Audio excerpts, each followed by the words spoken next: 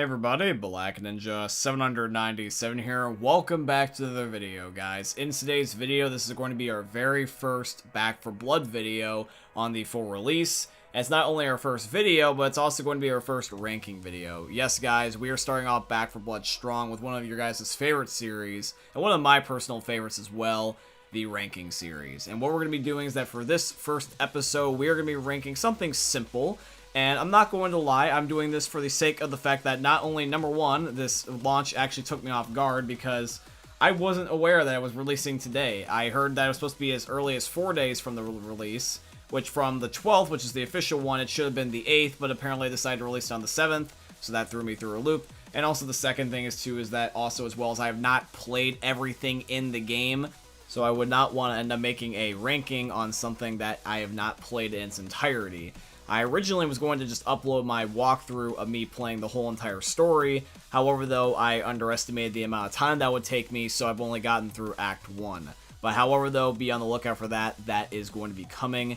So in the meantime, my friends, I'm going to be ranking something that I do have full experience of, which is going to be, of course, Fort Hope and all of its features because it's the social space and it's very easy to rank. So we're going to be having a short but sweet video of our first Back 4 Blood ranking episode. If you guys end up enjoying today's video and you look forward to more Back 4 Blood and more ranking videos, please show your support by dropping a like. And yeah, guys, let's officially rank our very first set of things in Back 4 Blood. Alrighty, so coming in at our very first spot, this is going to end up being Coach the NPC, which gives you Swarm Mode, which I personally don't prefer. And then shortly after, in the second spot, as an immediate follow-up, we've got the Boxing Arena / the Speed Bag. This is going to be one of those goof-off areas where you can just screw around with your buddies and you can just melee when you're looking for a Q, or you can end up just being AFK, or you literally can just mess around with your friends. I've done just stupid stuff in the lobby while just, waiting for a game or just for the sake of my own amusement. And that's why I'm going to be putting it here at the very first spot, because it's just something simple, and it's nothing really meant to be too crazy, but it's just enough to keep you from getting bored. Alrighty, guys, coming in at our next spot, this is going to end up being Sergeant Phillips. Now, the reason why I'm putting him here is because he really serves no purpose in Fort Hope other than just giving you the menu to access the game modes. Like, literally, that's all he does, and I think it's just kind of boring. I know a lot of the NPCs are meant to be just simple things like that, but that's honestly the least interesting thing he could possibly do. So that's why I'm putting him there. And then shortly after Phillips, we've got Chenda. She ends up giving you the supply stream, which is more of a importance than would it be for Sergeant Phillips' game menu options, but it's not by much.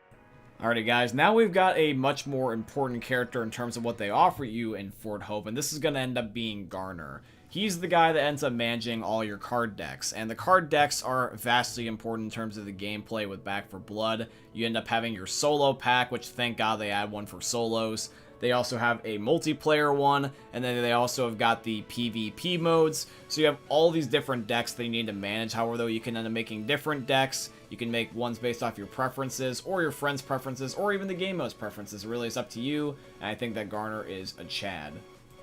Alrighty, guys, now coming in at our very next spot here, this is going to end up being the customization room. This isn't linked to an NPC, this is once again just a feature in Fort Hope, but this allows you to customize your character and put on all the custom skins or the variants of skins that you want, because you can actually customize them more in depth than you think you can.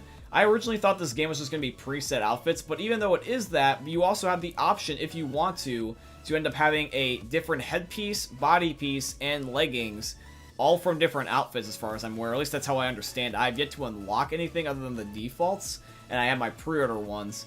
But, however, though, this feature is honestly one of my favorites, because I just love the idea of making my characters look cool and have all these fun customization stuff.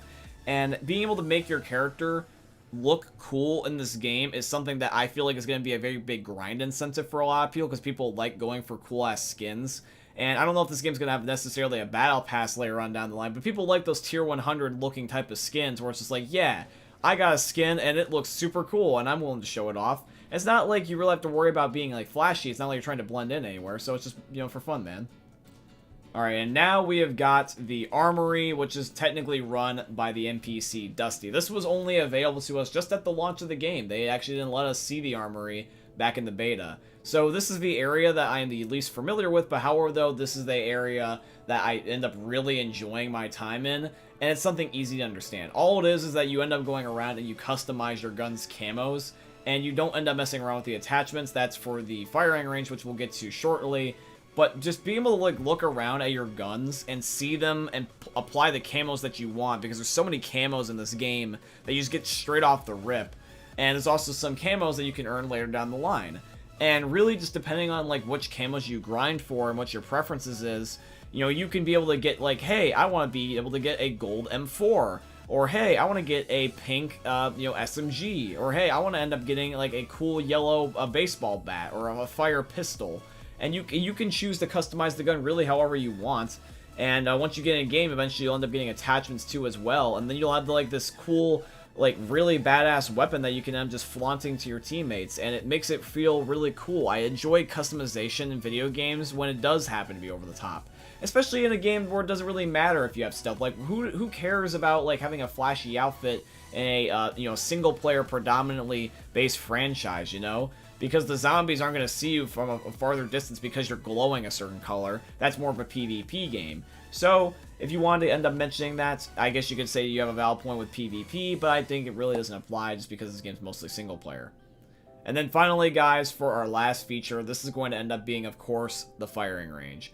The firing range acts as a multi-purpose area because not only can you end up using it as a firing range, you can end up using it as a 1v1 pit, which was one of my requests from the devs, because you can team damage people in here. You can end up taking whatever gun you want, or melee weapon you want, and you can even use your fists if you really want to, and just beat the crap out of each other and fight. It's not like the boxing arena where you can just melee repeatedly and just do nothing. You actually can do damage in here, so it would be more fitting, honestly, if the boxing ring did allow you to have damage. But apparently you have to do it out here.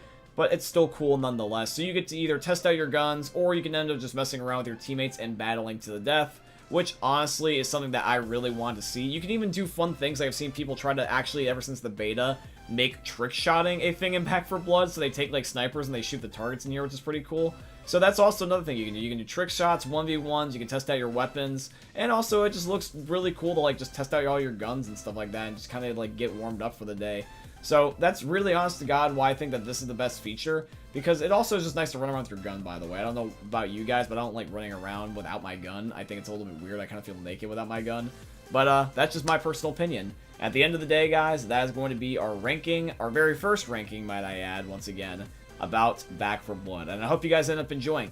If you guys end up enjoying today's first Back 4 Blood ranking, please, as always, show your guys' support by dropping a like, comment, subscribe, and all the beautiful stuff. If you'd like to financially support the channel, I definitely appreciate if you guys could go check out my Patreon. It's always linked down below my YouTube video descriptions. Or you guys could use supporter creator code BlackNinja797 in all caps in the Fortnite Epic Games item shops, because that's very much appreciated, because Epic's my very first sponsor, and today's video is sponsored by Epic Games, so shout out to Epic. And yeah, guys, I hope you end up enjoying another YouTube video for the most unique YouTuber you guys are ever going to see. Thank you for watching, guys, and peace out. Hey, meme lords.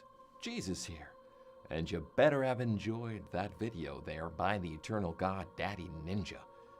You should probably subscribe too, or the mighty Moab will come for your balls. If you enjoyed the video, you might like it too. And give me the memes. Flash, bang, boom!